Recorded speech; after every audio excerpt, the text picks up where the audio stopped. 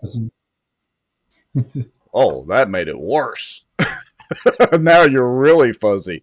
Either that or I gotta go get my prescription checked again. Ooh, power to the people, baby. Well, maybe. Hoorah. Power, baby. Nope. I don't think it's working so well. Well, Anyway, we but you might can have a hear my few tech audio though, issues. right? Yeah, your audio sounds good. That's all that really matters. Yeah, that's right. That's right. Come on. Let's see here. We can do some adjusting, maybe. Yeah. Anyway, hey, what's going on in your world, in the Moncrief world? Not much. It was kind of one of those days, the last week I hadn't been real busy doing tech stuff. Was doing the social media thing and all that. And then today it's like everybody got together and decided they had a problem. I drove around in my truck running from appointment to appointment and spent more time in my truck than I actually spent fixing stuff because all of it wasn't terribly difficult. But today was kind of crazy in the tech world. Other than that, same old thing. Wet sanding on my boat, going bass fishing, trying to. Yeah, I mean, we got to the office today and no internet. The Ah, modem, whatever reason, went out. well, I, who knows? Ghost in the machine. it's like I tell everybody, light bulbs work great until they burn out. Hey, I don't know if you noticed this, but did you see? So, like, okay, Trump was like over there in Israel and in Egypt, what, less than 24 hours ago? Right. And so within 24 hours, he's literally over there. They're doing the peace deal and all that, right? They got that Mm-hmm. done, hostages released and all this. Well, within 24 hours now, you got Hamas already executing people in the streets of Gaza again. Did you see that? Israelis? Or are they executing their own people? No, some of their own people. Just Hamas is killing Gazans in the middle of the street, and I was just wondering if you or anybody else, have y'all seen everybody screaming bloody murder about all the genocide over there? Probably not too many, but I mean, uh, this is kind of, well, it's related to that subject. So I know everybody's familiar with the Jimmy Kimmel situation, and Jimmy Kimmel, the comedian, getting taken off the air and then he's back on the air and all that. Anyway, he actually did have a funny skit about Trump politicking for the Nobel Peace Prize. He went like down this montage of Trump saying it for the Nobel Peace Prize. And speaking of the Israeli and Palestinian situation, did you see that the lady from Venezuela ceremonially donated her Nobel Peace Prize to Donald Trump? Did you see that? She did what now? She in her She did what? she did a news interview. The lady that got elected to Venezuela as Venezuela's prime minister or president or whatever it is in Venezuela, she Yeah. in an interview with Fox News, she dedicated her Nobel Peace Prize to Donald Trump and the people of the United States. Literally called out Donald Trump. Wow. Wow. That is amazing. Yeah, I so mean, look, where I was, that is amazing, and that's to the point. I got to tell you, I am glad to be alive and living and seeing the things that are happening right now under Donald Trump. Because 24 hours ago he was sitting over there in Israel and Egypt, and all that was taking place, and then today he was there in the White House doing the presentation, posthumously recognizing Charlie Kirk, with the most coveted citizen award that there is. And Erica Kirk was there, and I mean, man, she went to breaking down, crying again, and it just struck me that Donald Trump was literally just over there 24 hours ago in the middle of all this stuff, and actually less than 24 hours later, he's right back here on the ground, and he's marching along like he ain't missed a beat. he is a I, the, machine. The news media cycle is not through talking about what he was just doing yesterday. Normally, the news media cycle is way behind. I mean, way ahead, but they're behind now. They're still talking Well, about guys when you had this going today. and I don't know when they shot the video for this, but my wife and I were watching a YouTube video. I think it was last night or night before last with Kai Trump, who is his granddaughter or one of his granddaughters. I don't know how many grandkids he actually has. And they were shooting around the golf. And so she's got a YouTube channel. And, it was golf with her grandpa with Trump. And the dude is a machine. I mean, look, people can say he's out of shape, he's overweight. The Democrats always want to make fun of that and eating at McDonald's and all that. But the man literally went in a drive-through window and was working the drive-through window.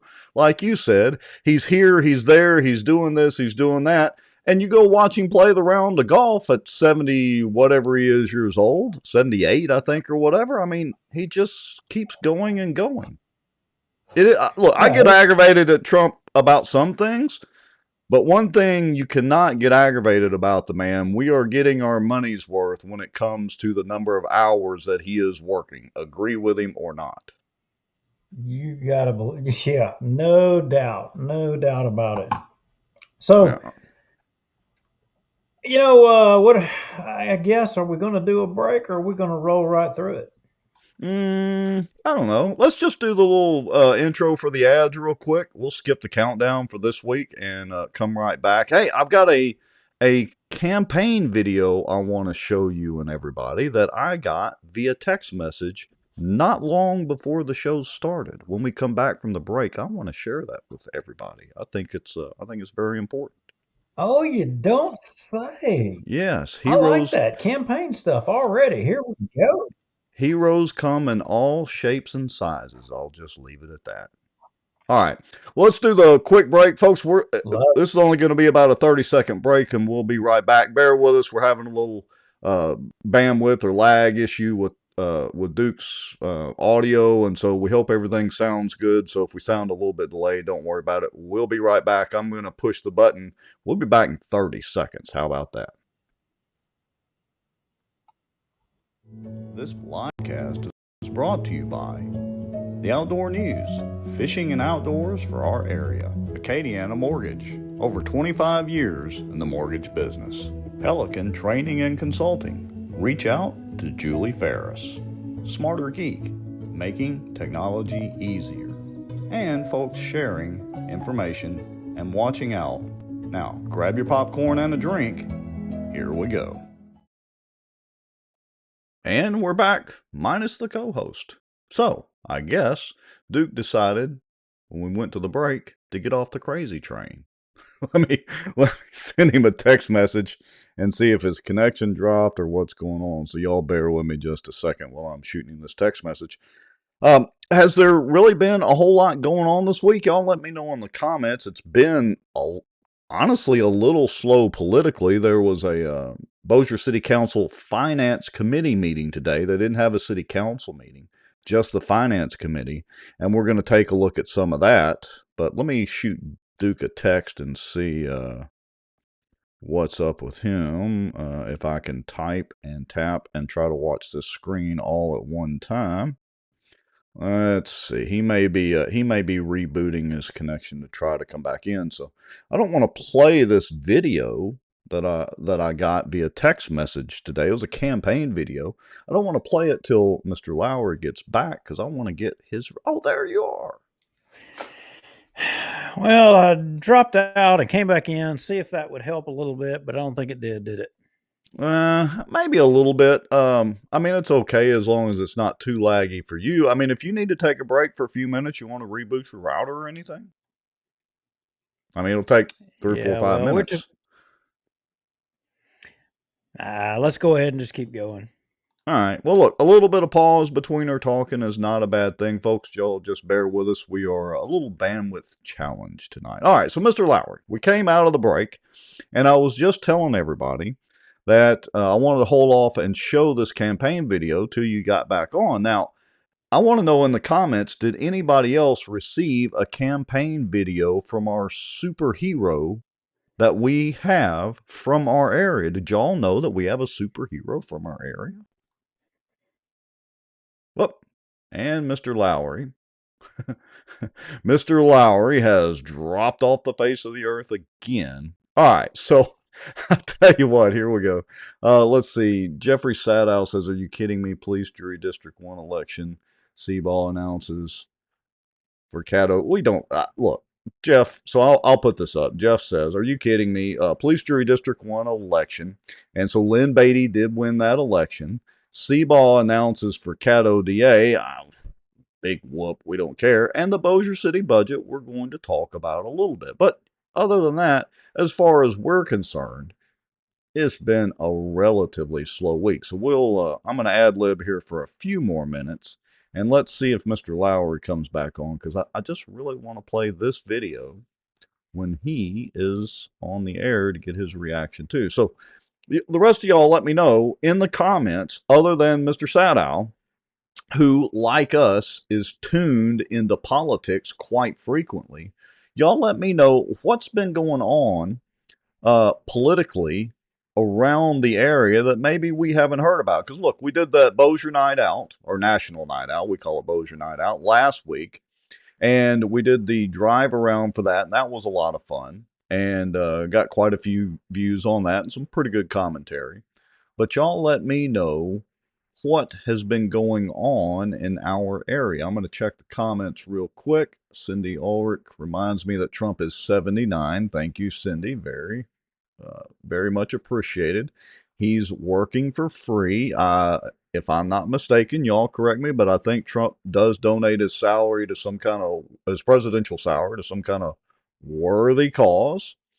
Or maybe he takes $1. I don't know what the legal requirements are. Hey, what about the shutdown?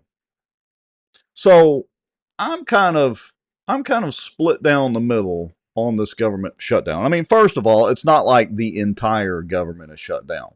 But I have to say, our military not getting paid is a problem. And it kind of hits personally for me because I've shared this on the air. My son is in the Army. He is part of the Airborne Division. And they're not getting paychecks right now.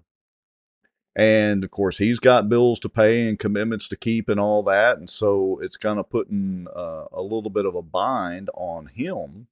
Now, I did see where Magic Mike, MJ, Walk on Water Mike Johnson, made the announcement. I think it was last night or night before last. I think it was last night that Trump was doing an executive order or something.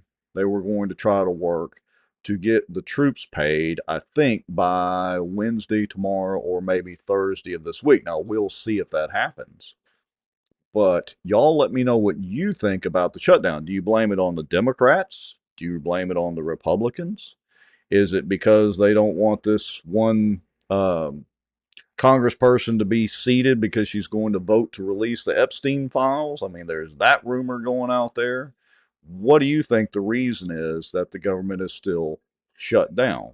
And is it a good thing that the government shut down? Because it seems like the Trump administration has been handing out pink slips left and right during this shutdown. So, hey, there you are, Mr. Lowrie. I think that was the trick. Reboot the server and the whole 9 yards, and here we go. Yeah, that's much better. I get paid quite a bit of money to tell people to restart stuff all the time. It's almost like you've done it before or something. Just I could do this in my sleep. Okay, so I was just rambling on and posing some questions, and I kind of dove off into asking everybody what they thought about the government shutdown. Was it the Democrats' fault? Was it the Republicans' fault? Is it because they don't want to seat the congressperson who might vote to release the Epstein files? I mean, what do you think? What's your opinion on this whole government shutdown business? Well, it's an interesting thing. Right around lunch today, I got a message. Somebody said, "Hey, they wanted me to call in to a radio show down in South Louisiana, the Don Dubuque show." And I heard, Congressman Steve Scalise was on. He was speaking, and when I called in, it was really last minute, and I called in, and he was getting off as I came in, and there was somebody else that had called in, and the person got on and said they just listened to Steve Scalise say nothing but a bunch of lies, because he was saying that the Democrats want illegals to get medical care. And he's like, that's just a total lie. There's no way that illegals get medical care. It doesn't happen. And so I came on and I said to Don Dubuque, I said, well, Don, to your previous caller, I want to respond and I want to say one thing. I said, let me ask you a question. If you're in a car wreck or you have a heart attack or you have, a diabetic emergency or, shortness of breath or whatever, and you call an ambulance, do they ask you, are you an American or not before they treat you? I know the answer to that question. Right. Being a paramedic for all the years that I was, no, it doesn't matter. You get treated, and when you go into an emergency room, if you're whether it be by ambulance or whether it's you walk in there, do they question whether or not you're a legal American or not before they treat you? No, No. they have a duty to act. They treat you. Well, and then they say, okay, well, that's an emergency. Yeah, they have to act. Well, part of the other problem is you've got some states that they treat that quote unquote emergency. It carries on beyond the emergency room. It carries on into other parts. When the person moves in. In fact, well, I'm not going to go there. That's for another show. But we kind of have an issue with someone in DHH here in Louisiana that is saying those same types of things, and it's just not true across the board that these illegals don't get the benefit of the healthcare system. And who pays for it? It isn't the hospitals. They just pass it off and bill it to the government. So by default, we pay for it. Yeah, I mean, we're paying for it either way. And if you think all these millions of illegal immigrants are in here from Mexico or whatever countries, and they're not getting health care, you have another thing coming. It is not difficult to scam the system. It's really not. I'll just leave it at that. Just got a text message said the emergency rooms are the new clinics. Yes, I would agree. All right. So yeah, I mean, look, we've got some challenges. When what's your prediction, Mr. Lowrie? When do you think the federal government is going to open back up for business, or should they? Well, it's interesting that you would say that because Walk on Water actually had a little commentary on that today, and he was pointing out some of the Democrat demands before they would agree to vote, and that's another issue I want to address as well too. So they say, well, look, the Republicans have the presidency, they have the House of Representatives, they have the Senate. I mean, they're running the government. It's their shutdown. Well, there's just one problem. That is true. They have the majorities, but in the Senate, they don't have enough votes to pass it. They have to have so many Democrat votes to be able to get it passed. So, in essence, it's not their decision. They don't have the control. The Democrats know that. They're withholding those votes to pass this. It's their choice to keep the government closed. So anyone that says that it's all on the Republicans, I'm sorry. That's a lie. It's totally not true. All right. So what's your prediction? We're on what? I don't even know. Day 12, 13, 14, something like that. How many more days do you think the government will be shut down, whether it's the Democrats holding us hostage or whatever the scenario is? The beatings will continue until you submit. And I don't see the Democrats wanting to submit. They like it. It's a way of holding up government. They think that the military, is going to turn on the Republicans on this and end up eating all the Republicans up, and it's going to be a political win for the Democrats with the military hitting at one of the Republican bases. I don't think Republicans are going to blink on it. And, you just heard Trump say today, as a matter of fact, that because there's some criticism, and in fact, Mike Johnson says this in this link that I have in the notes there to share and some. No, it wasn't in this one. It was in another one. But he was saying the Democrats, some of them have uttered that they were going to sue over the way they've changed the money around to continue to fund the military. And Mike Johnson, to his credit, said, go ahead. We would love for you to sue to make us stop paying the military, the veterans. Yeah, go ahead and do that. But Trump announced today that some wealthy person today came forward to Trump and said that if this thing goes on and there's not funding or for the military, whoever this person is, they would pay for the salaries of the military people. Well, I can tell you with certainty that some military folks are getting a little antsy. Let's just put it that way. So they need to do something. And look, the shame of it is they literally have to sign a contract when you join the military, as y'all well know. But the problem is they can't just not show up for work because they're not getting paid. Contract states otherwise. Right, right. That's the biggest problem I have. I think when the government goes back to functioning or whatever, they get the military paid, one of the first orders of business, they need to pass whatever legislation to make sure that regardless of a government shutdown, the military gets paid. Because that is the primary function of our government, the defense of our nation. Now, yeah, I've got a little bit of a selfish interest in it because my son is not getting paid currently, but it should be that way, period. I would say the same thing even if he weren't enlisted. Yeah, no doubt, no doubt. So Walk on Water had a few things to say. You remember we were pretty critical of him back. Remember when what was it, the Pakistani transgender studies and one of them Yeah. budgets from, I don't know if it was the first Trump term or whatever, but something in there. Well, Yeah. It was Pakistani gender studies or something to that effect. yeah. Well, interestingly, something in here today, he was kind of talking about something similar to that. Let's listen to him. Here we go.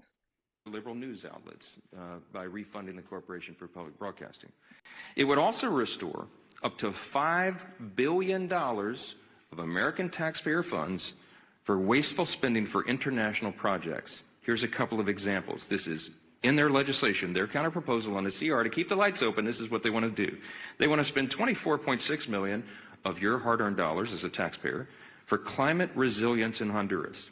They want to spend $13.4 million for civic engagement in Zimbabwe. They want to send $3.9 million for LGBTQI plus democracy grants in the Western Balkans. They want to spend $2.9 million of your dollars for desert locust risk reduction in the Horn of Africa, and $2 million for, quote, organizing for feminist democratic principles in Africa.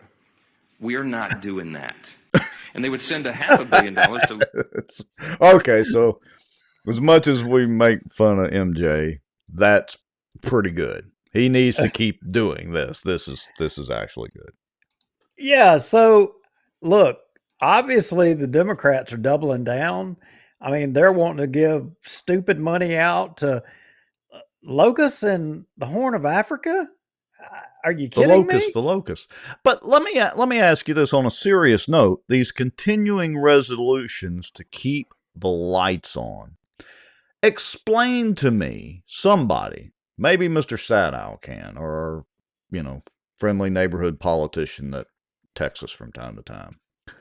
Explain to me why we keep doing these stopgap measures to get the budget set and all that. Why don't they actually do their job? If we keep saying actually tonight, this is going to be crazy. Why don't they do their job and not these stopgap measures to keep the lights on? Now, that does fall on the Republicans, and it falls right on Walk on Water's lap. Yeah, it does. And I got to tell you, the fact that they are holding the line and the Republicans haven't caved up to this point, to doing some of this stupid stuff and compromising, it says to me that we might be in a new era. And, I don't know that it's walk on water. I don't know what role he has in here. I would say that it's primarily because of Trump and Trump's administration. I mean, because look, let's face it, Congress, both the Senate and the House, I think they would just be overjoyed if they could go back to doing business and budgets the way that they have historically done, divvying out, every little piece of the pie. But I think we're in a different place now. And Trump is the one that's guiding this here. And if he can hold all of these guys to hold the line, not cave, and change the way that they budget, I mean, it's going to change government as a whole for well beyond our lifetimes, I think, which will be to the Yeah, benefit of our kids. yeah, that's true. Hey, I want to bring up another point too. So Barry Butler says USAA has guaranteed interest-free loans to their members. Yeah, that's for USAA. But Barry, explain to me, I know you're former military. I think you were in the Air Force, if I remember correctly. Explain to me why a member of the military should have to go take out a loan because they don't get their paycheck. If Trump calls them up to whatever location to go in the world, they have to go regardless of getting paid. Just the fact that they would have to go take out a loan because they don't get their check is ridiculous. And I'd also remind you, not everybody in the military has the best credit record, and that does put a hit on their credit when they have to do that, and some of them are not capable of doing that. So it is a real challenge. I understand your point, Barry, and I appreciate the information, you putting it out there for folks, but it's just crazy that they would have to do that. Okay. Sorry, I'm off my soapbox again. No. I mean, look, it is crazy, and I mean, crazy times that we're in. But uh, it you like you said earlier, when you sign up for the military, this is a potential, and given today's time, I mean, it's not surprising that this would be happening. All right, so Larry James Hawkins says his nephew is in the military, stationed in Japan. The military did get paid today. I will confirm that when my wife gets home. No reason to doubt you, Larry, but I'll confirm and see if Jeremy got paid. So anyway, all right, enough about beating that dead horse. What else shall we talk about? Well, Bossier City, kind of haven't really talked about Bossier a whole lot lately. And last week, I think they had a council meeting and it was budget time. And there was they didn't pass the budget. They kind of deferred and pushed, what was presented to them. They kind of pushed it off and said, let's wait a little while before we deal with this. And they agreed or put together having I think a budget workshop or something of that nature. And then, they had a committee meeting today, a budget committee meeting today, which went really, really well. But there were some things that were put forward last week. We didn't do a show because we did our national night out thing, and kind of going off on a squirrel just a little bit. I'll have you to know, I got a few phone calls the next day about that. Really? I don't know if I don't know if you did, but I did. We haven't talked about it, but some people were kind of asking, what was your take talking to people about this annexation in the city thing? And That well, yeah, it raised some eyebrows. we got a couple of comments. They may have gotten picked up on the mic while we were doing that. One of them was something I'm paraphrasing only slightly here. Have y'all heard something about annexing? Well, I got to tell you, my takeaway is I don't think people out there would vote for it. I think it's dead on arrival. Well, if I remember correctly, we had one subdivision mostly against it. Not everybody, but most people. The next subdivision, they were kind of 50-50. The next subdivision, most of the people seemed for it. Yeah, it seemed to be overall kind of a split decision, but I don't think overall if it came down to the ballot box that folks would vote for it. Most folks I don't didn't. think Most folks didn't want to have to pay the extra taxes. that was the main rub. Didn't Yeah. want any Oh, increased taxes. hey, before we get too far into the city council meeting, I've got to show the campaign video. I promised everybody I was going to do it, and we did the reboot. And anyway, but I want to show this. So, speaking of politicians, did you know that we have a superhero amongst us? A superhero from Bossier Parish. Did you know that, Mr. Lowry? Did I did anybody not else know. get it? Well, It who came in is, a text message. or is somebody campaigning to be? You're saying a superhero? Are they campaigning to be a part of the Justice League or what? Apparently so. You want to watch the video and check it out? I guess. Well, I'm trying to think of anyone in Bossier Parish that could be construed as being a superhero. This guy, he puffs his chest out pretty big, apparently. So here, let me play this video. Again, I got this from a campaign text message just not too long before the show. Here we go.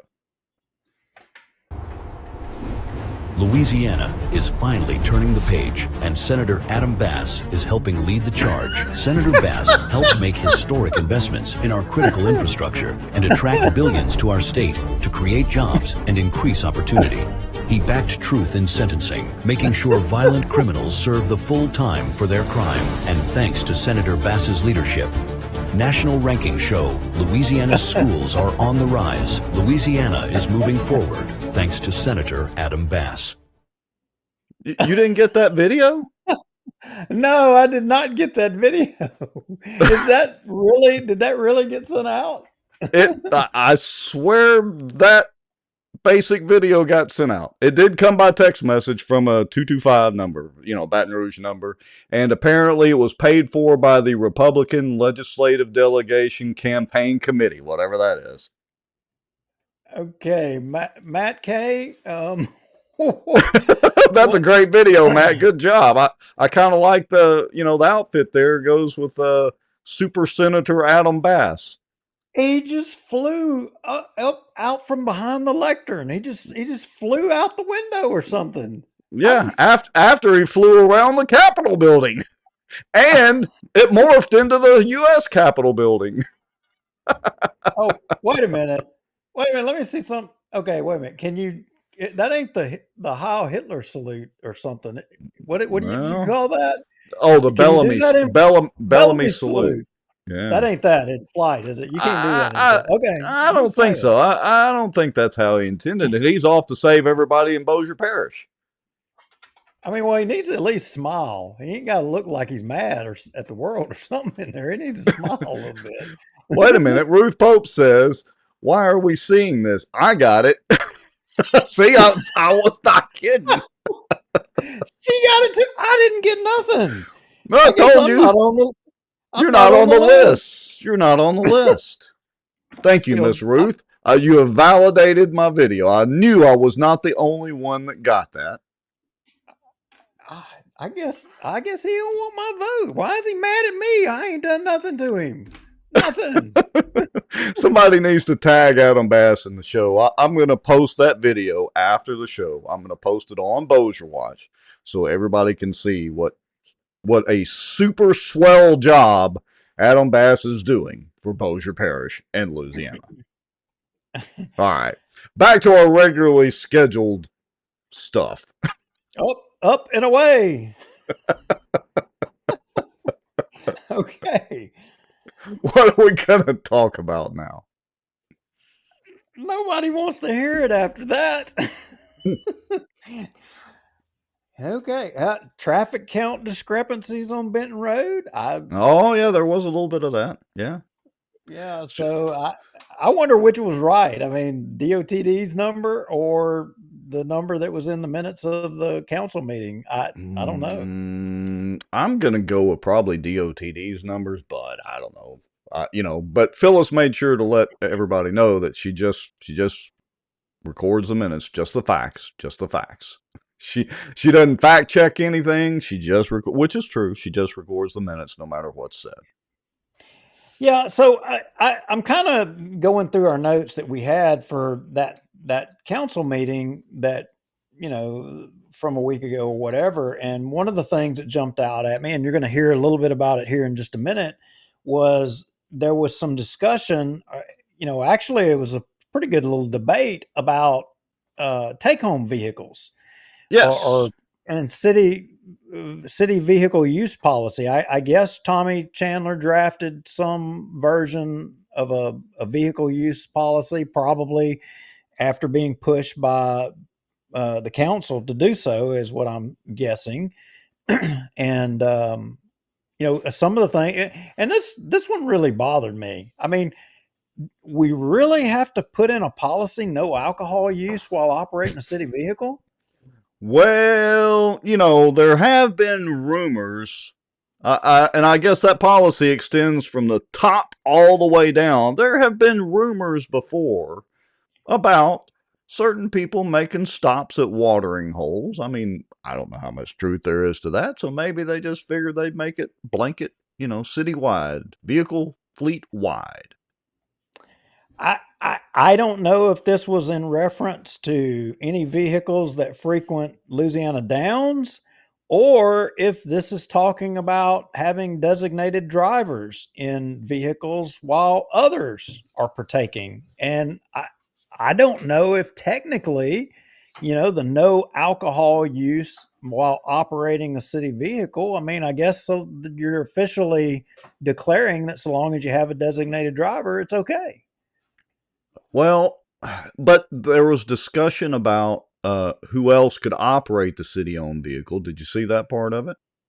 There was some discussion about that, and there was a little clarification. As a matter of fact, the fire chief, what's his name, Zagoni, got up there and wanted to make sure that, hey, if we have to put somebody in the ambulance, in the front seat, maybe it's the husband because the wife's in the ambulance or vice versa or whatever, is that going to be okay? And they clarify, oh yeah, emergencies are fine. We're not saying that, somebody has to sign a waiver before they get in a cop car.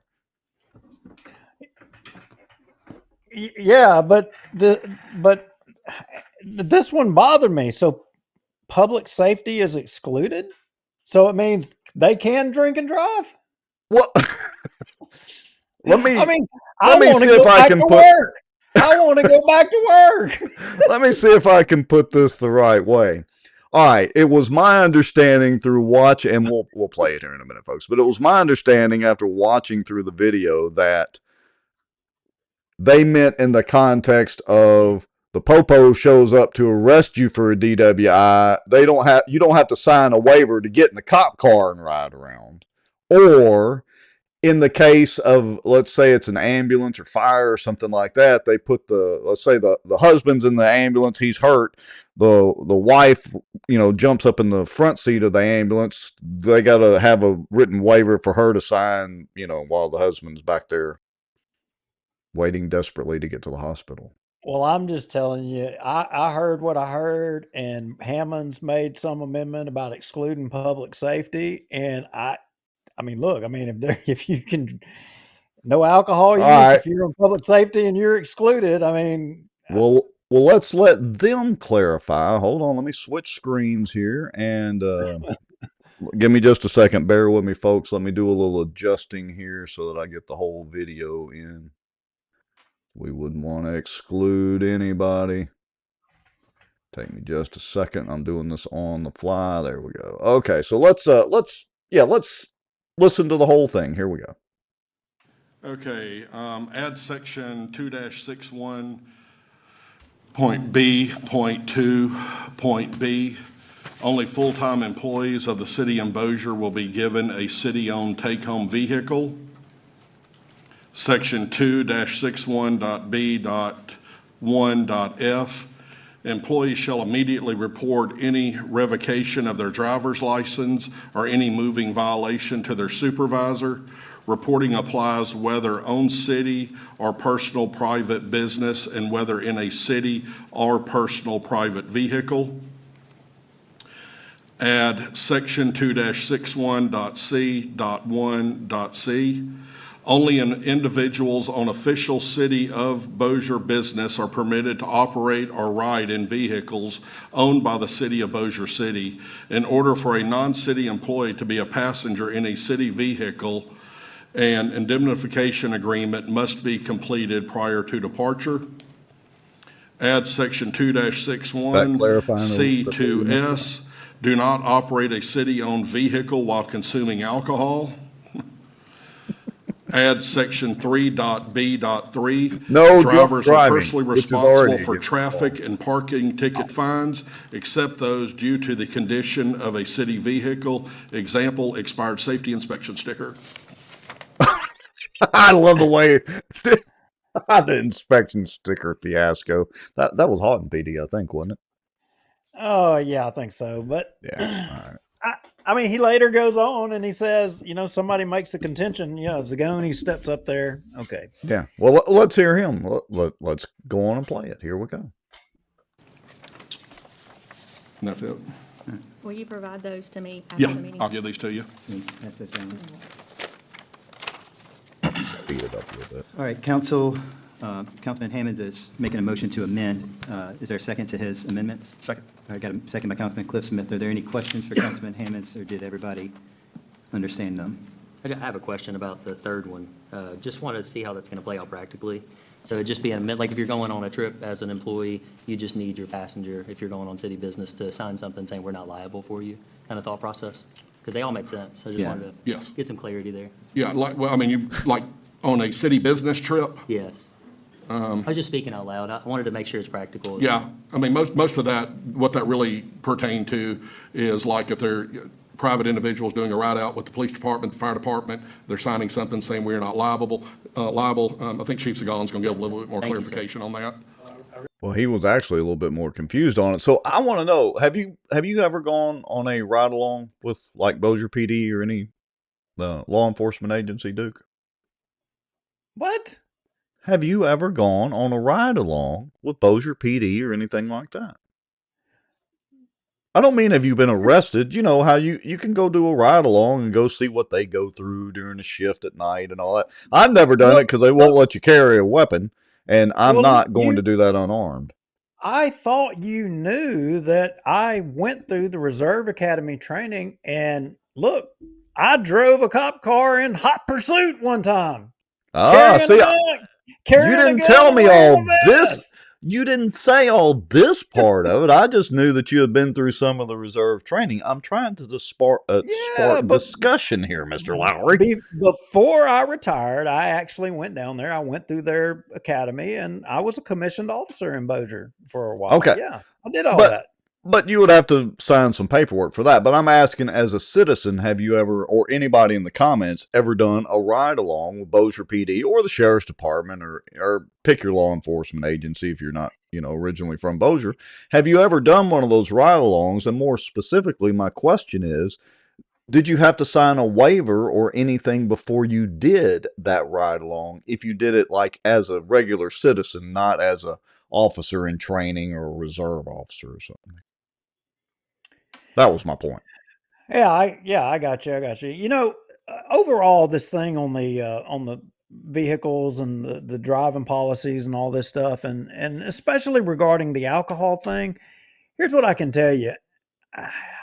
I know that over the years, I don't know that it's an issue of people knowing that they should or shouldn't do certain things. I think it's an issue of holding people accountable, because there have been countless people in Bossier City government, and from elected officials to employee level people and appointed people, who have been under the influence that nothing was done to them. I mean, it has been something that has it's just a way of doing business in Bossier. And I'm sorry to say, nobody has stood up to this thing and really done anything about it. And I'm glad this council's talking about it. I don't know. I wish there's some way that they could find to put some kind of, whistleblower protection to point out some of these people in government that are doing these things, because it's still happening. And then there's some way to provide accountability of it and hold people accountable, because it's still happening. Yeah, I mean, it's not illegal to drink and then drive, it's illegal to drink. Well, open container, I guess is, but it's illegal to drink until the point where you are beyond legally drunk or legally drunk and beyond, and then drive. So the average person could go out, and I'm not suggesting you do this, but the average person could go out and have a beer along with dinner, drive home. The vast majority of people would not be legally drunk at that point. But, they're just clarifying that, well, employees shouldn't even do that, or no drinking at lunch, or no stopping by the watering hole on your, well, I'm not gonna go that far. Hey, Anyway, Jeff Sadow says Bass is taking credit for educational gains. He was one of the ringleaders that weakened accountability by allowing not all exceptionality students to take the ACT to graduate. he was one of the ringleaders that we got. Huh. And then, of course, David Crockett, you pulled up there. I shall do a ride along and make sure I get to visit Maggio's grocery without being arrested. Colonel, just make sure you don't have anybody's campaign signs with you when you do it. Okay. I meant ride along in the front seat of the car, Colonel Crockett, not in the back seat behind the bars. Yeah, Colonel.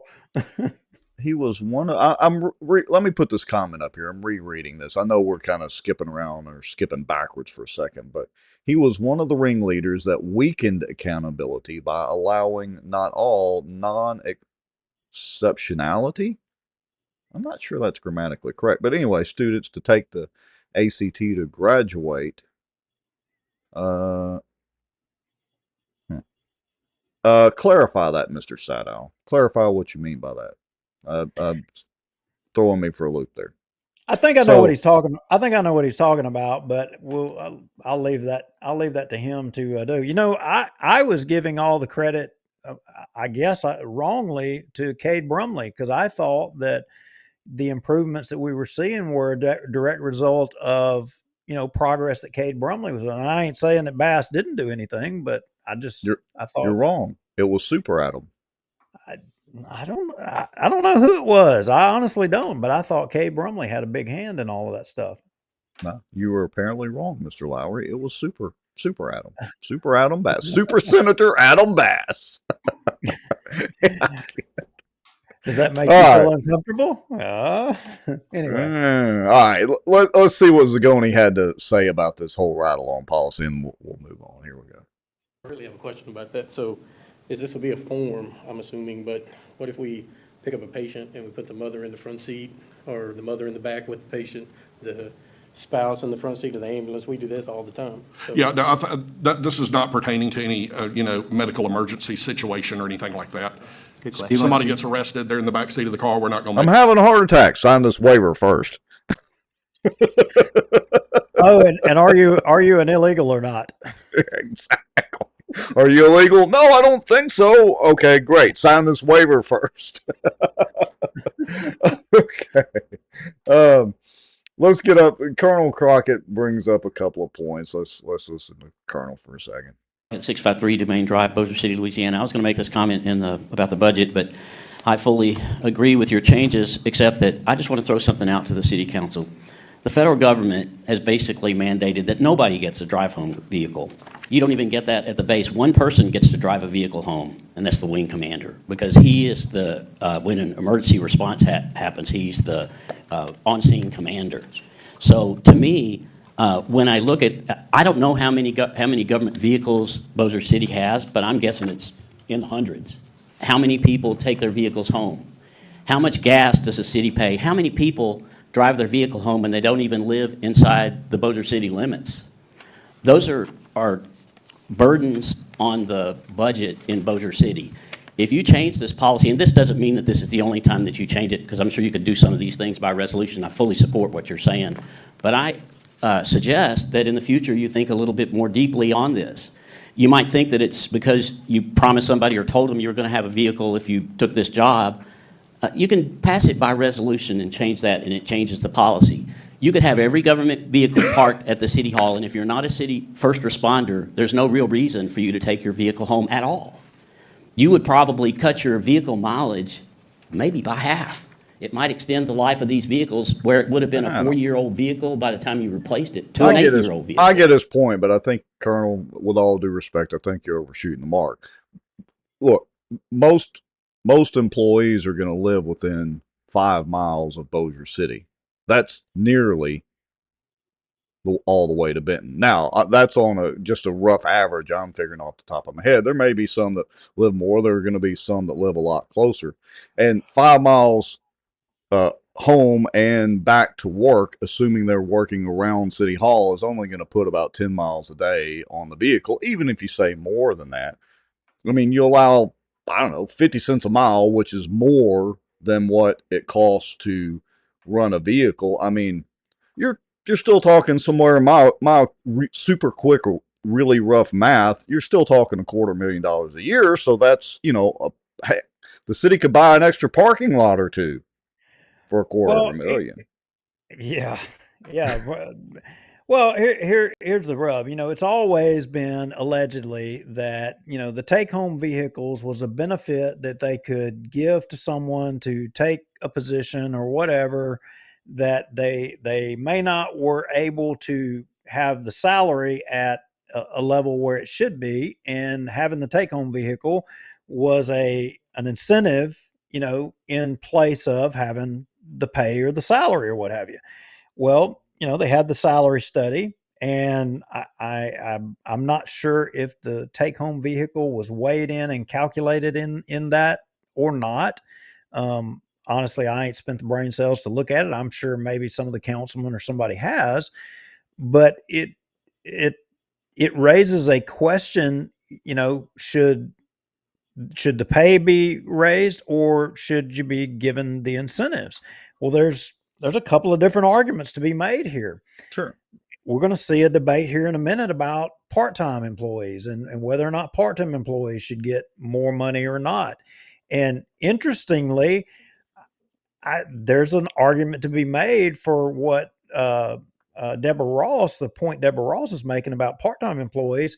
So by this argument that you give somebody a take-home vehicle so that you're not having to pay retirement and workers' comp and all that kind of stuff on that thing that you're giving the employee as a benefit. On the same note, uh, a part-time employee, you don't have to give benefits. So it would seem like to me that you would be better off to have more part-time employees rather than fewer. And so therefore you would want to give more pay to incentivize people to take a part-time role, you know, uh, that way you wouldn't have the overhead of the other stuff. I mean, I don't know. I don't know if anybody down there's thinking that way except Deborah Ross on that. Yeah, it's worthy of the discussion. And yeah, I think, didn't she mention that during the finance committee meeting today, correct? Yeah, she did. She Okay. did, as a matter of fact, and I was sitting there listening to it, and that's what made me say what I just said, because it got me to thinking about what she was saying, and I don't think she said what she was meaning there, but I think that's what she was trying. Maybe not. Okay. But Well, we'll check that meeting out here in a wheels second. spinning. Yeah, we'll flip over to that one here in a second. So I just want to show this vote on the Hammond's amendments. Here we go. So all those in favor say aye. Aye.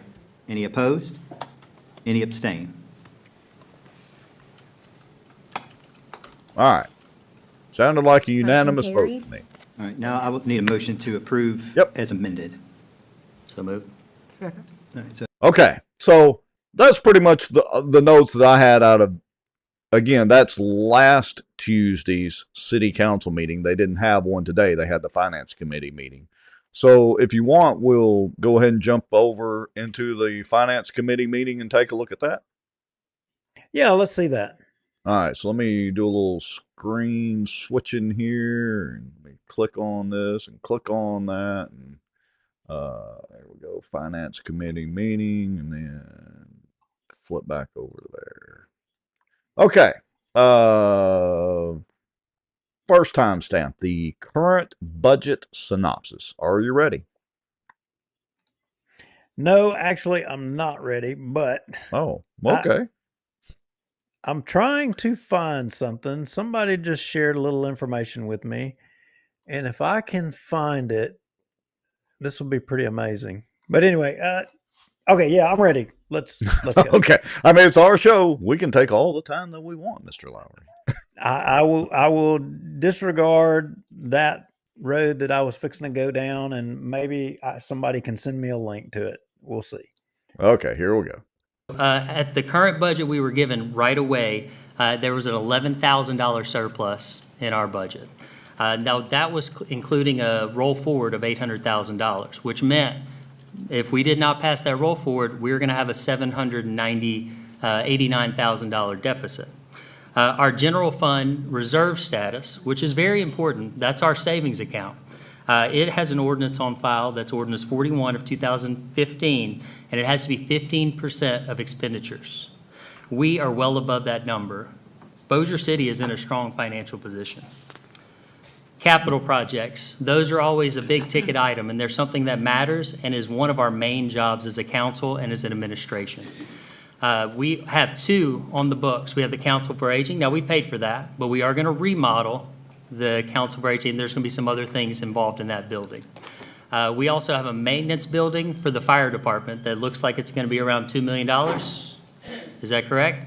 That we are working on now. Other than that, we have no capital projects to forecast with this budget. Fiscal challenges. Prices are going up. I think we can all feel that at the gas tank and everywhere else we go. Insurance costs are going up, and that is going to be one of our headwinds that in the future we're going to have to continually consider. Employees, it's getting harder to keep, manage, and pay employees. And then chemicals for spraying weeds and fuel. Those are the two numbers that I've noticed in this budget that have been a little bit higher than normal. Our opportunities. Our parish is in the top 10 parishes in Louisiana of growth.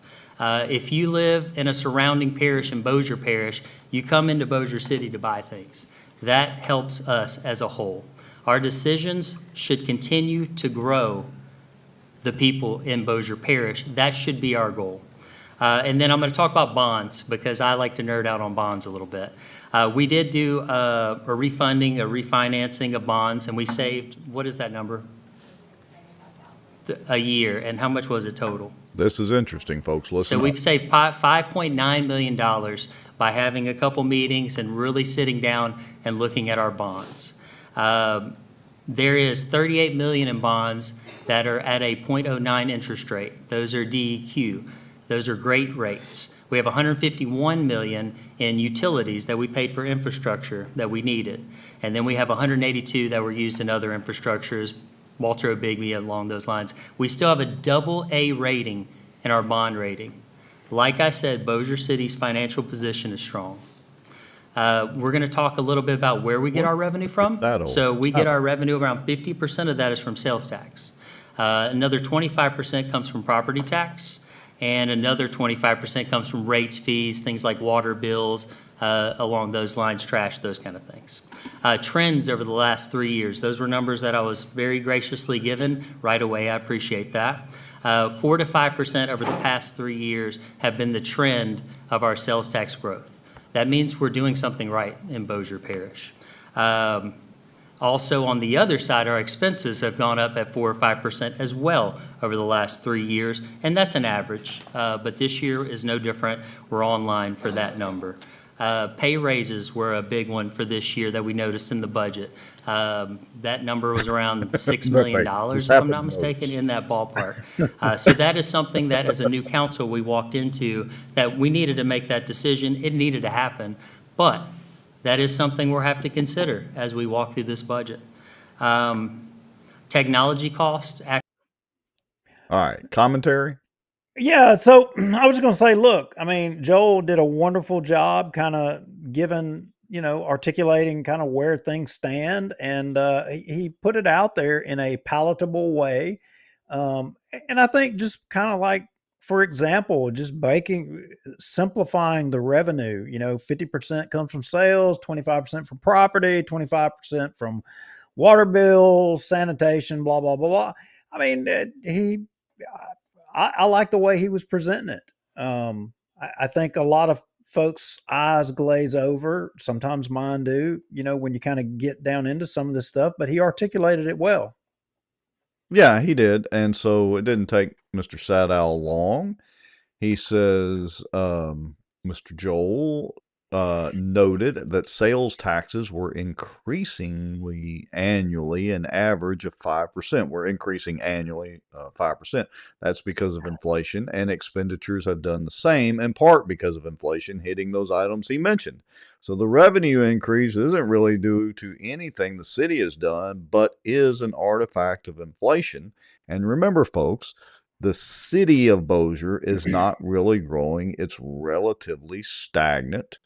The parish is growing, but the city itself is not, or has not been for a couple of years. Yeah, so he has a few more comments, and then he kind of opens it up to the other two councilmen that are on this committee, Deborah and Cliff. And Deborah Ross jumps in right out of the gate, and she jumps on a couple of things that are important to her. And let's hear what she had to say. All right, here we go. My pet peeve is that I wanted to make a one-time donation to Ronald McDonald to be headed into the budget in the coming year. And also, I'm still interested in the part-time employees getting some type of pay increase, because there is a need for them, and we have 28 permanent full part-time employees. And the ones that are seasonal are the ones that call the games at the softball field. So there are 28 employees that I think definitely need some type of incentive to let them know that we do appreciate them, and that there is a need for them, because you have gyms and things that are open, community centers that are open after hours, and there's no way that you can get rid of those employees, because unless you close the centers down at 4 o'clock in the afternoon. And if I'm not mistaken, I think now they're staying open to maybe 8 o'clock at night. So you need someone to cover those hours, unless you plan on splitting a 12-hour shift with the full-time employees, and then that's going to make them part-time employees. So that's kind of my spiel on that.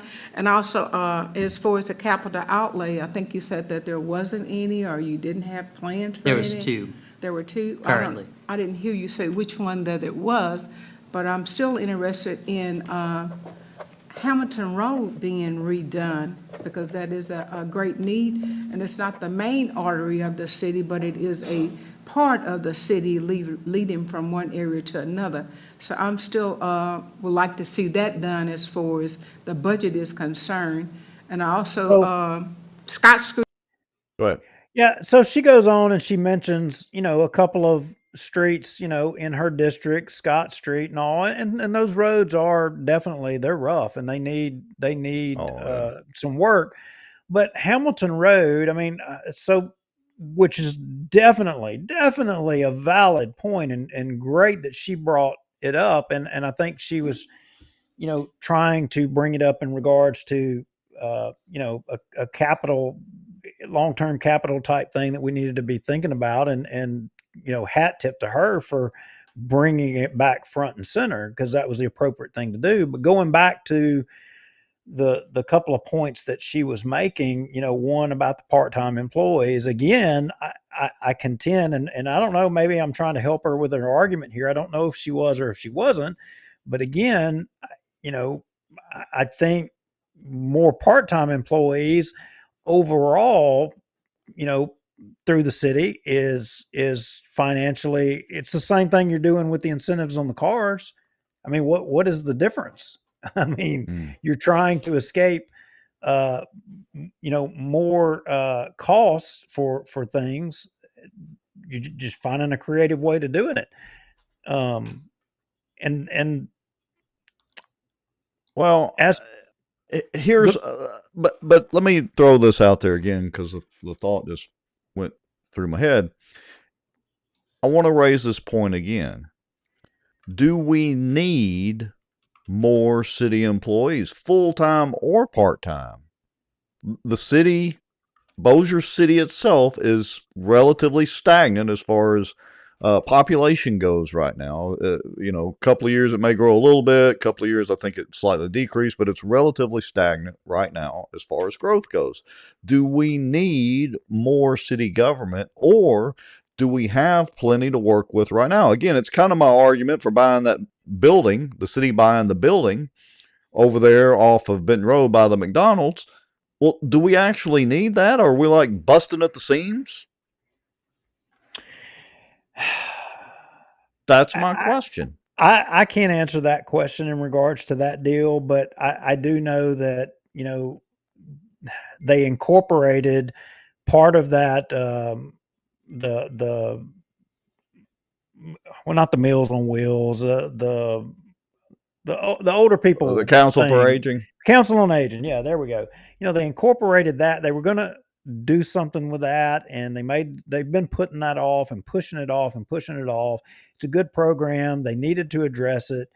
And, I think they come to a conclusion at some point in this deal to wind all those things together and make this deal happen. Ultimately in the end, just like today, I spoke here at this deal, and I made a comment, and you'll appreciate it because you'll remember it. And a lot of the folks that watch our show will remember it because I made a comment about, don't do these things until you have all the answers, permitting, et cetera, et cetera, et cetera. So same thing in this deal. I think all of this council knows that they need to have their I's dotted and their T's crossed. So I don't think they would make the same mistake of not making sure that every stone was unturned before they made this decision. So I'm going to trust in them that they did their due diligence in going down this road and trying to purchase that building and put this thing together. I'm going to give them the benefit of the doubt until I see that it's wrong. So I'm not disagreeing, and maybe we do need it. I'm just saying there's a lot of land over there at the current city hall, and I don't see a bunch of people stuffed in offices over there. Maybe there is, and you're the point on the Council on Aging is a valid one. I'm not saying I'm totally against it. Again, it goes back to my premise. If the population is not growing, why is the government growing? Same argument can be made about state government. State of Louisiana, population-wise, isn't really growing. Why do we keep growing the state government? Well, so I'm just asking the same question at the city level. I don't know that it's fair to say that city government is growing. I don't know that it is. I would contend that it's not, because I think there's still quite a few vacant, staffing positions that haven't been filled. The staffing levels I don't think are at maximum. So I don't think that they've added any more. If anything, if you wanted to say they've added more, the addition of Manchac or Wagner doing the city stuff, that could be construed as an addition. But remember, they canceled out city employees when they moved over to that. True. I don't know if there was ever a good study or audit of, the cost benefit to that whole project. I mean, wait, you mean Tommy didn't fulfill his campaign promise about auditing Manchac? It's been a long time since we've had to bring that up, Mr. Lowrie. Many episodes. Yeah. It has. I've got like three different people all messaging me at the same time. And do they not know that we're doing a live show? No, I think they do know we're doing a live show, but because we've mentioned some of them during the course of this show, they're blowing up your phone. That tends to generate a response, and I'm being informed that there are other videos as well of other senators. Oh, I'm gonna have so much fun with this. That one that you sent me, I'm just going to say, instead of superhero, racehorse. That's all I'm going to say about that. It's coming down the pipe. All right. So, yeah, what point do we want to go to in the comments from this meeting? What's the next jump that you would like to go to? So to the Hamilton Road thing, I think there's another point that I have it marked in here. Amanda comes up and she kind of talks about Hamilton Road, and so does Hammonds. Brian Hammonds was there. He was out in the audience.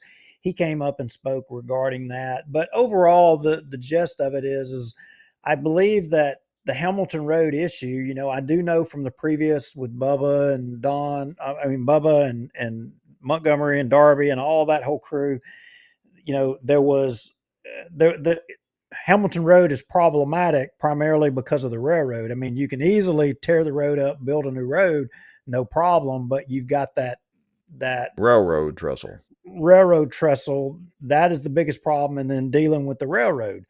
Yeah, But we know the city's history of dealing with the railroads. it's colorful and all over the place and inconsistent. And Right. I would say that the graybeards, as Jeff Sadow coins them, actually got the better of the railroads, back in the day when they built the Benton Road overpass right there by Kobe and City Hall. But when it came to the Shed Road crossing, I mean, the Chandler administration just folded up their tent and just screwed up. But we all know the truth. The truth is it's because they didn't do their job. I mean, they approved this thing going forward without having all of the approvals, and who gave the advice to move forward. I'm pretty sure we can go pull the video, and Well, Ruttenbuck is the one that stood right there at the podium lectern and proposed about going forward. And if you didn't go forward now, it was going to cost you this much more money down the road. Well, lo and behold, guess what? It cost us more than he said. oh, So of course. Hey, speaking of video, we are getting a request in. It's like we're DJs up here. Matt K is checking in and says he just checked in for the Superman Adam Bass video. Can we play it again? We do Well, have a tip jar and we take donations, Matt K. we're This getting is all like a DJ. we're getting all kinds of videos sent to us tonight. I mean, you just got to play them all. I mean, like the two I sent you a while ago. We've got the one you had and then two more. I don't know. All right, hold on for a second. Hold your thoughts for just a second. We'll get back to this budget meeting just for Matt K. And because I think it's funny too, I'm going to play the Super Senator Adam Bass video one more time. It's short. Louisiana is finally turning the page, and Senator Adam Bass is helping lead the charge. Senator Bass helped make historic investments in our critical infrastructure and attract billions to our state to create jobs and increase opportunity. He backed truth in sentencing, making sure violent criminals serve the full time for their crime. And thanks to Senator Bass's leadership, national rankings show Louisiana's schools are on the rise. Louisiana is moving forward thanks to Senator Adam Bass. Thank you, Senator Adam Bass. Paid for by Republican Legislative Delegation Campaign Committee. There we go. I had to read that off. Not really paid by them. We'll just put it that way. He just flew out from behind the lectern. He just took off. Yeah. That's what we need. We need superhero council persons. That's what we need. But I would say that would have to be probably Brian Hammonds. He's the superhero of the bunch. All right, but I digress. Okay, so what's the gist of this finance committee meeting? Is there another spot that we need to go and listen to them, or Well, yeah, Joel gives a little bit of stuff on his view on the part-time workers, but let's jump ahead to the 2416 mark, and Joel goes back and kind of does a little after he hears Deborah and Cliff have a few comments, and he gives another recap, and he throws out something new that I don't think everybody has heard. And you need to pay attention to this and listen closely. Okay, here we go. Councilman Cliff Smith? No. Okay, I have a decent amount, but most of it's recap of what we talked about before. Myself, along with Angela, sat down for a meeting to discuss this $800,000, the 3% decrease in some budgets across the board, which was attacking a problem. We could not end up with a deficit that is not being a good steward of money. Since we sat down, like I said, I love bonds. I'm kind of a nerd in the finance world. I do see a path to take the LCDA money of $11.5 million or so and paying off a $13 million bond that we have. This would not only save taxpayers $4.9 million in interest over the next 15 years, but it would also give us another cash option of about $900,000 a year that we're not going to have to pay in debt service. I think it's a no-brainer to be able to cover some of the expenses that we were looking like we needed to, but that's my opinion for one part of that problem. What are y'all's thoughts there? I kind of went in the weeds, but All right, I'm going to stop right there. Go ahead. Explain what he was talking about, Mr. Lowrie. Well, so what he was talking about was I'm assuming, I don't know if it was him. He didn't say it was him individually that came up with this or what have you, but somehow or another, some way, collectively, this council has come up with an idea. They were looking at, according to the budget that was put forward by the mayor's office last council meeting that we were just talking about earlier, about, potentially an $800,000 shortfall per se. Well, they came up with the idea of paying off one of the bonds and using LCDA money, which, basically is another bond loan money, I guess, Right. in cheaper interest or something of that nature, but taking money and paying off of this one bond, which would ultimately save them enough money to where they wouldn't have this shortfall and have to consider, rolling millages forward or cuts or the whole 9 yards. So Interesting idea. Let me try to simplify it in my mind.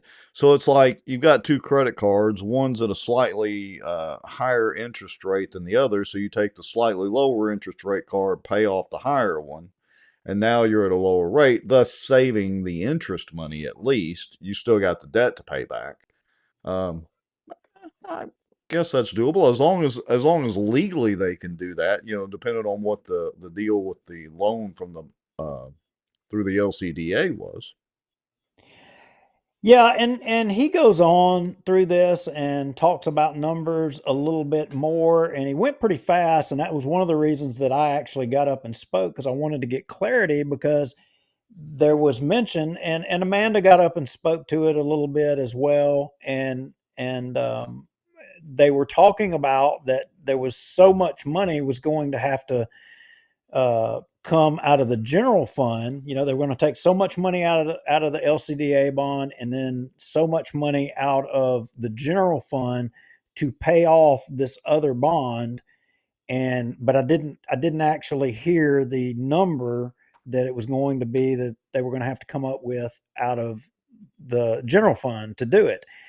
And that also additionally, to me, raises a couple of questions. I mean, I, I guess the bond lawyers and the bond commission and all of them are going to, check all of this and say, hey, yeah, this is legal. You can do it all. But overall, if they can do this and pull it off, hat tip to the council, because Yeah, if it's legitimately saving money, I'm all for it. well, yeah, it makes perfect sense. I mean, and it, but why? But it's got to beg the question: why haven't they done this before? And not this. Now you're Not asking the right question, Mr. Lowrie. that's right. Didn't we have a city council guy that was a CPA? He was also, if I remember correctly, refresh my memory, at least some kind of accountant type. And wasn't he also like an insurance guru? And he always told us they didn't shop around because he knew what they were doing, blah, blah, blah. That is exactly right. And you know, I'm not wanting to go bash the old stuff and keep going there, but part of that discussion, I mean, and there's some validity in this. So look, we all realize that if you go to get a home loan or car loan or whatever it is today, it's going to cost you more money to do it. Interest rate's going to be higher, right? Right? Right. I mean, it's going to be a lot higher than, let's say, 5 to 10 years ago. The interest rates, you could have went and you got really good rates. The money would have been cheap. So you've got, and I'm not trying to carry the graybeard's water. And Sadow, I'm sure will find some way to rip me here in what I'm trying to articulate. But, and I'm not saying I agree or disagree. But what I'm saying is I think their ideology was it was cheap money back then, and let's Right. hoard money because we can have it for cheap. And now we're transitioning into a different economy. Money's not cheap anymore, and holding on to this isn't the way to go, because Amanda gets up there and starts talking here in a little bit, and I think the interest on that one bond might be 5%. And it didn't like the 0.5 or the 1% bond money. I mean, she was saying 5%, and over the course of that bond, it was going to fluctuate. I think over the next 3 years, it was 5%. Then I think she said 3%, then 4% or something like that. It kind of was up and down quite a bit, but still it was a higher interest rate. So it makes sense to get rid of it if it's floating.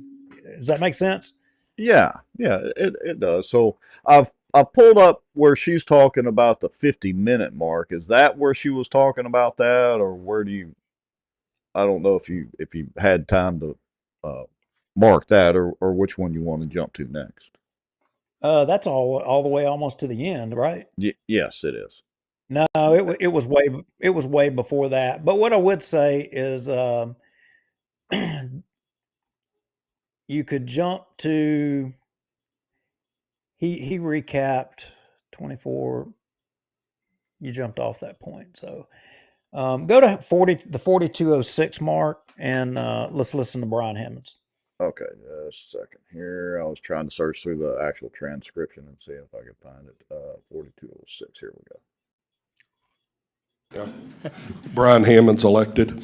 Yes, sir. Just what Mr. Crockett was saying there, I will be having an infrastructure meeting in about 2 weeks. Excellent. So a lot of what he was commenting on will be handled in that committee. And what he was talking about, the $1 million that we appropriate every year, 200,000 for each of the 5 districts except for the at-large districts. $300,000 more was just added to that for more projects that Public Works and RVP have come upon in our districts. So what Ms. Ross was saying about her district needing that, really need to check. I will check into with Wade and see what has been spent in your district to see what is left in your district. A lot of the on-demand projects were already set in stone before you were elected.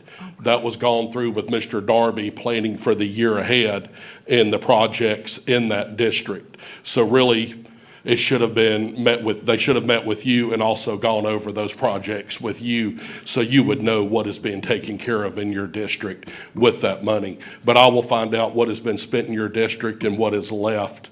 And if out of that 300,000, if you have certain areas that are panels that are completely falling in and stuff like that, then we can handle that in the infrastructure committee and see where we need to move some money around for that. Okay, thank you. Thank you, sir. Can you do that for all of us? Do I? Can you tell all of us what we've had spent? Yeah, I mean, there's no doubt. I mean, we could probably we could spend every bit of the money that we have in every account on city streets, sidewalks, everything like that. Yeah. The Hamilton Road project that y'all have talked about, we've been talking about that for probably 3 years on whether or not just to completely rip out down to subsoil and replace, talk to the railroad about widening. When you're dealing with the railroad, everybody knows what it's like dealing with the railroad. They're probably going to say, no, we've got a trestle that comes across right there. Does Hamilton Road need to be replaced? Yes, it does. That is one of the main thoroughfares of the city of Bossier now that we have the carriageway open. I would love actually to get a traffic study done, and I will probably recommend that in the infrastructure, just so we know exactly how many vehicles are traveling up and down Hamilton Road every day. Because I guarantee guarantee you it has probably doubled or tripled since we have opened that carriageway. Now that people have finally figured out that you're not going to get stopped by a train heading north or south or getting to the interstate. So that is one thing that I will bring up at the infrastructure committee meeting also. But I will find out about everybody's districts and see what money everybody has left. Fantastic. Thank you, sir. Thank you. Oh, look, it's Mr. Lowry. Duke Lowry, 1017 Benton Road.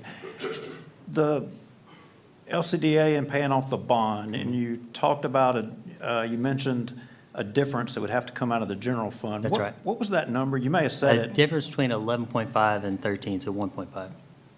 1.5 million. Okay. And that's estimates, but ballpark. Okay.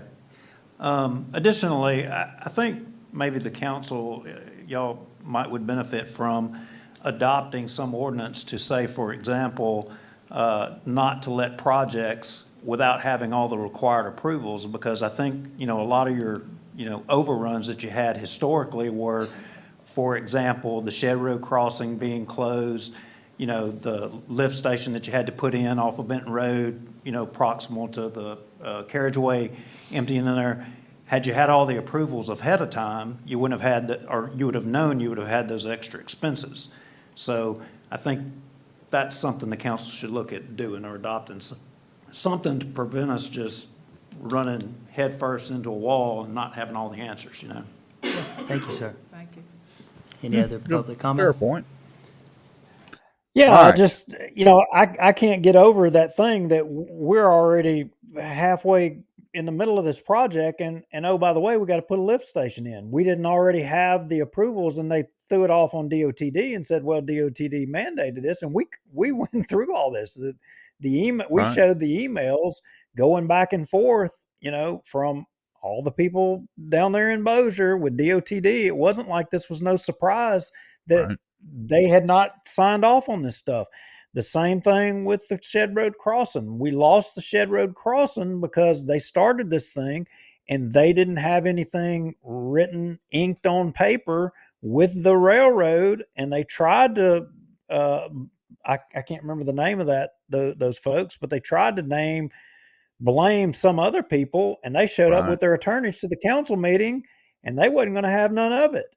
But still, nobody was held accountable for that. So, from city employees or elected officials in city vehicles, drinking or not drinking or doing whatever things that shouldn't be being done. Historically, I don't know that anybody's ever been held accountable. And, these mistakes here. I mean, Right. people have errors and omissions policies for a reason. I hope this council will, follow up on some of those. But I felt that needed to be said. Yeah, and it's a very valid point, and we've pointed out many times on this very program, as a matter of fact, back when it happened a couple of years ago. So, all right, what else do we want to? Anything else really exciting that went on in the finance committee meeting? I'll say this: I really like the way. Again, I want to give credit where it's due. I really like the way Joel, as the chairman of that finance committee, ran that meeting. He gave Mr. Cliff Smith and Miss Deborah Ross plenty of time to speak and get their thoughts out. He was cordial to anybody that wanted to give up and give some comments. So overall, I still think they're doing a fairly fine job. Yeah, I think so as well too. And I go back to that restream. There was one more clip we needed to play. Chris Smith made some comments at the end after I spoke, and I think I have it time stamped. Yep. And let's listen to what he had to say. Okay. If you will oblige. So I met with Ms. Nottingham yesterday, and fantastic meeting. We discussed paying off this bond, the benefits that it has, both short-term and long-term. So short-term goals is it frees up us to be in a position where rolling forward a village is not necessary. Sorry. Oh, no. Long-term, it saves the taxpayers millions of dollars. It also starts chipping away at some of our debt, which I think is a big win for us as well. So that is something that I'm completely on board with. One thing that we also discussed in that meeting is how we can also generate more revenue, whether it is making sure that all businesses are compliant with occupancy license, whether that is making sure that the sales tax department is being aggressive and making sure we're collecting all of our sales tax. We discussed again Parks and Rec's plan to generate more revenues through marketing and advertising. So all these different mechanisms that the city and the administration have been working hard on to generate more revenue, so it outweighs our expenses. So those were all good positive things. And then finally, we discussed again making sure that we look at everything. Whether it's a service that the city pays for, whether it's internet, phones, technology, printers.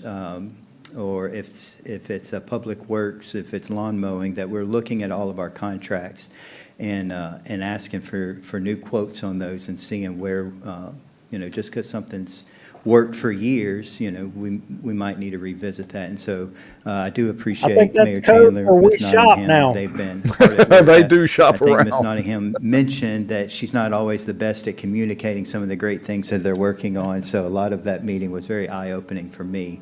And so anyways, good things there. Again, I did want to, Councilman Hammonds and Mr. Crockett mentioned the surplus money that we give each district. So I heard your concerns. So that's something that we can work on as well. If in the future years we feel like we need to expand that, but that is money that we have set aside. And then there was one other thing. Hold on, I was taking some notes. I wonder if they set the timer on him. I think that's it, actually. I had something else. I had something else. Yeah, it'll come back to me. But no. We also talked about over the next coming months, really looking at the city's vehicle policies, who has take-home vehicles, who has pooled vehicles, how many of those vehicles we need on the street. Really just diving in, because as fuel costs continue to rise, as cars become more expensive and replacement parts also become more expensive, that's an opportunity the city has in the future and future budgets to really look at. So overall, I think this has been a good process.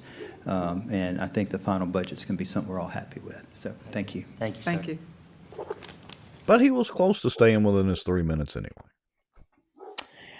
Yeah. So anyway, that was a good summation. I honestly, I don't know why I was sitting there. I didn't hear what he said. I wanted to hear it again.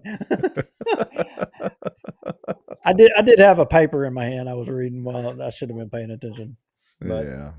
All right. Well, the basics of that, and look, I strongly encourage, we both do, folks to go to YouTube. One, subscribe to us on YouTube if you're not already under Bossier Watch.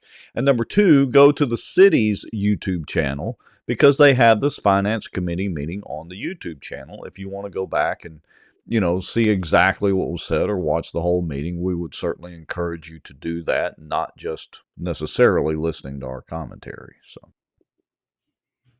the only thing I wish they would do, we got to get on Mr. Smith about this. They need to increase the volume level on their sound about 25 to 30%.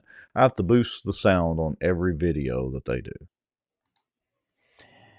Just a little technical tidbit there, Mr. Smith. I don't know. Maybe we can talk to him about it, or maybe Hambo. Who's my councilman? Joel's my councilman. Give them some coaching lessons on speaking up. Yeah, exactly. All right. What else do we want to discuss? Anything, really important going on in the political world around Bossier this week? No, I don't think that there is anything, with the exception of, Biscuit running for DA. I think that's going to be an interesting dynamic over across the river there. can't wait to see how that one's going to pan out. I mean, Gee, what I can't wait to get that campaign video too. I wonder what that one's going to look like. I don't know, but that'll be fun to see. Hey, before we get out of here, so Miss Ruth just had a good comment. She said, "Can I ask this question?" Of course you can, Miss Ruth. That's what this show and the comments, live comments and all that are for. Why does this portrait vary from what we have been told about city debt? Paging Mr. Sadow, if you're still in the comments. Maybe you might want to do an article about this. So even though the city is in good shape, I'm just going to give you, Rex's simplified version off the cuff. Even though the city is in good financial shape, the city has had to borrow to do a lot of the infrastructure products, like many other governments had. Their borrowing is done through these bonds, the sale of these bonds, and through the bond commission and the LCDA and all that, to be able to do these infrastructure and different projects. So while the city has enough revenue coming in to basically maintain and pay off that debt, the city still does, in fact, have a lot of debt. I mean, you heard them say just by shifting monies from one bond basically to pay off the other one, it's going to save the city about $45 million in interest alone. So the city does have a lot of debt, but the city is in good financial shape, according to all of this. It's like, even though you may have some credit cards, you may have some credit card debts, and maybe you have a house note or something like that or whatever, and some vehicle notes, you still got enough income to pay all of that. And I think that's what they mean by the city is in good shape. That is Rex's simplified view, which probably is not totally correct from a financial perspective. All right. Yeah, I agree with that. Couldn't have said it better. Yeah. All right. Anything else, Mr. Lowrie? That's all I have. Till next week. Hopefully, there will be some political shenanigans going on. I think maybe Mr. Friday, like we were talking about in Benton, put forward that Naren fella to be the city attorney. Just, Yeah. I mean, it's almost like Yeah, it was they had predictable. they had a meeting up in Benton tonight. I wonder if what's his name, Chris Redford. I wonder if he live streamed it. If not, we'll have to see if we can get a copy of the meeting video. I forgot about that. Yeah, we'll have to watch over that and give it our review between now and next Tuesday. Hey, I appreciate everybody watching the show. We've had, Duke, something 50 plus people watching for most of it, and it's kind of a slow political week, so we appreciate everybody. Make sure and go like and subscribe on YouTube if you haven't already. It's easy to find us. Look up Bossier Watch on YouTube. The reason is Facebook deletes the live video streams after 30 days. It's a policy they started in 2025.